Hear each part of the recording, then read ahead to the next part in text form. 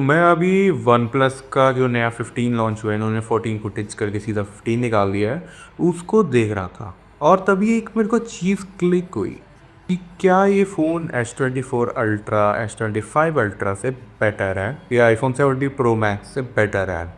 अब जो Chinese brands हैं, इन लोगों ने कहाँ तक तरक्की कर ली है, तुम लोग भी सुनकर हैरान रह जाओगे।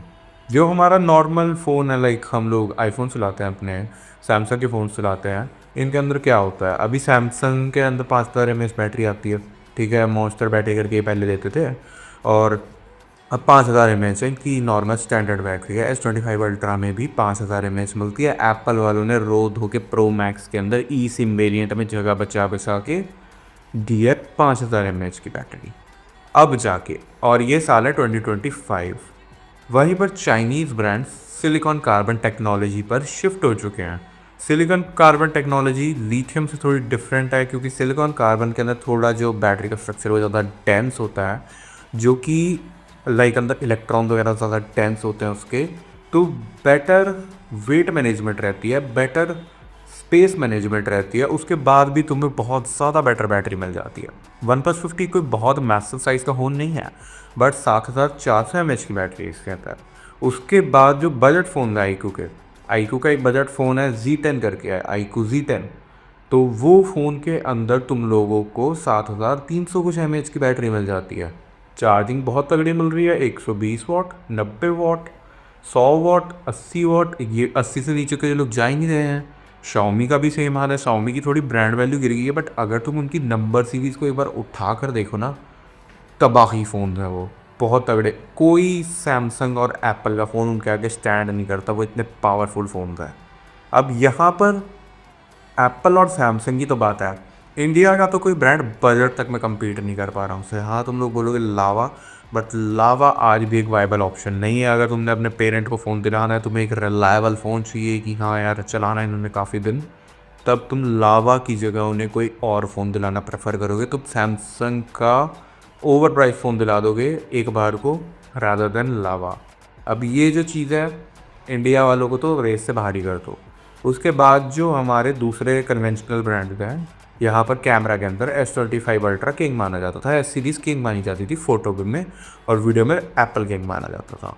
अब फोटोज़ के अंदर वीवो ले आया अपना X100 के साथ। इसने सैमसंग की जो थ्रोन है उसको तबाह कर दिया था। उसके बाद X200 प्रो के साथ इन्होंने बेंचमार्क और ऊपर कर दिया, सैमसंग वाले कोई सिग्निफिकेंट इम्प्रूवमेंट नहीं कर पाए। एप्पल वाले फ़ोटोग्राफी के अंदर वो ठीक ठीक है, मतलब मेरे को फ़ोटोज़ एप्पल की इतनी कुछ खास पसंद नहीं आती। हाँ, जिनको एक स्टाइल पसंद है एप्पल का वो ठीक है, बट मेरे लिए पर्सनली मेरा टेस्ट नहीं है। ऑल्दो मेरे पास आईफोन ही है, बट वो मेरे टेस्ट की फ़ोटो नहीं है।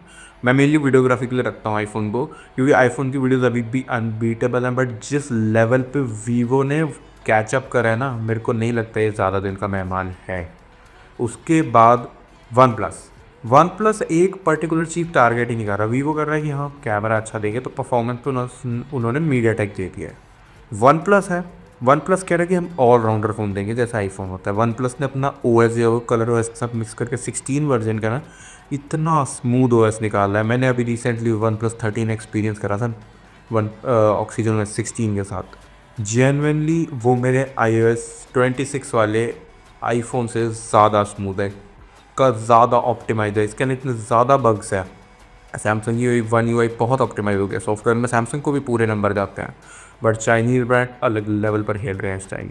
वीवो ने अपनी फ्रंट टच OS को फिक्स कर लिया ओरिजिन OS ला के, और यहाँ पर जो एप्पल है उसने अपना सॉफ्टवेयर बिगाड़ दिया है। सैमसंग बेटर करता जा रहा है, बट सैमसंग के पास ओवर प्राइज्ड हार्डवेयर है। अब सैमसंग का तो फ़ोन देखोगे 1,30,40,50,60 हज़ार का लॉन्च होता है। वहीं पर ये जो चाइनीज़ फ़ोन है 80,90 हज़ार में मैक्स अल्ट्रा वाला फ़ोन देते हैं तुम लोगों को, विद बैटरी बहुत ज़्यादा बेटर बैटरी। अब मेरे को पूरा दिन फ़ोन चलाना होता है, ठीक है, मैं पूरा दिन कभी बाहर चले गया, मेरे पास नहीं है चार्जिंग का पॉइंट, कहीं पर नहीं है, मैं बाहर गया हुआ हूँ, मेरे पास वहाँ पर चार्जर का पॉइंट नहीं है, मैं पावर बैंक थोड़ी लेकर घूमूंगा। आईफोन के साथ मेरे को लेकर घूमना पड़ता है। वहाँ पर अगर मैं कल को फ़ोन ख़रीदने जाऊँगा तो डेफिनेटली मैं यही फ़ोन वन प्लस वगैरह का या वीवो का फ़ोन ख़रीद कर जाऊँगा। मेरे को मैक्स परफॉर्मेंस चाहिए, कम बजट में हाईक्यू रख दिया इन लोगों ने। जो काम पहले शाओमी ने करा था पोको के साथ, वो अब वीवो कर रहा है आईक्यू के साथ। तो ये जो चीज़ें हैं इसकी वजह से जो हमारे मेन स्ट्रीम ब्रांड्स हैं सैमसंग और एप्पल, ये रेस में पीछे छूट गए हैं। मैंने सैमसंग का भी फ़ोन यूज़ करा है, मेरे पास S22 अल्ट्रा होता था, उसके अलावा OneUI 7 तक के अपडेट्स तक मैंने उसको एक्सपीरियंस करा है। मेरे पास अभी आईफोन है अपना 14 प्रो है, एंड जेनुइनली मेरे को इनका एक्सपीरियंस नहीं अच्छा लग रहा। जहाँ मैं one plus, even Oppo underrated हो चुका है इस टाइम पे, बजट में नहीं फ्लैगशिप में। ओप्पो के फ़ोन्स यूज़र एक्सपीरियंस में बहुत अच्छे हैं, one of the best cameras नहीं है, यूज़र एक्सपीरियंस में बहुत अच्छे फ़ोन है वो। और यहाँ पर एप्पल ने अपना यूज़र एक्सपीरियंस ख़राब कर लिया है। इतने अजीब बग्स हैं, कंट्रोल सेंटर छपा रह जाता, तुमने कंट्रोल सेंटर नीचे करा ऊपर करा, वो डिस्प्ले के अंदर अटक गया है, वो कहीं नहीं जाने वाला। ऐसी चीज़ें हो रही हैं एप्पल के अंदर। ठीक है, सैमसंग एक ऑलराउंडर फ़ोन नहीं दे पा रहा है अच्छे प्राइस में। वो 80-90 हज़ार में देता है H25 छोटे वाला, बल्कि वहाँ पर दूसरे ब्रांड जो हैं वो फुल फ्लैज एक अल्ट्रा फ़ोन दे रहे हैं। तो वहाँ पर इन लोगों को काम करने की बहुत ज़रूरत है। मेनली बैटरी टेक के अंदर बाकी फ़ोन सॉफ्टवेयर में भी वॉच कर चुके हैं। सैमसंग और एप्पल के पास जेनुइनली अब कुछ अपर हैंड बचा नहीं है कि इनके फ़ोन कोई क्यों प्रेफर करे। बाकी तुम लोग बताना, तुम लोग क्या सोचते हो कि चाइनीज़ ब्रांड बेटर है? एक बार ना नेशनल मेंटालिटी को साइड में रखते हो, क्योंकि इंडिया की हालात बिल्कुल अच्छी नहीं है।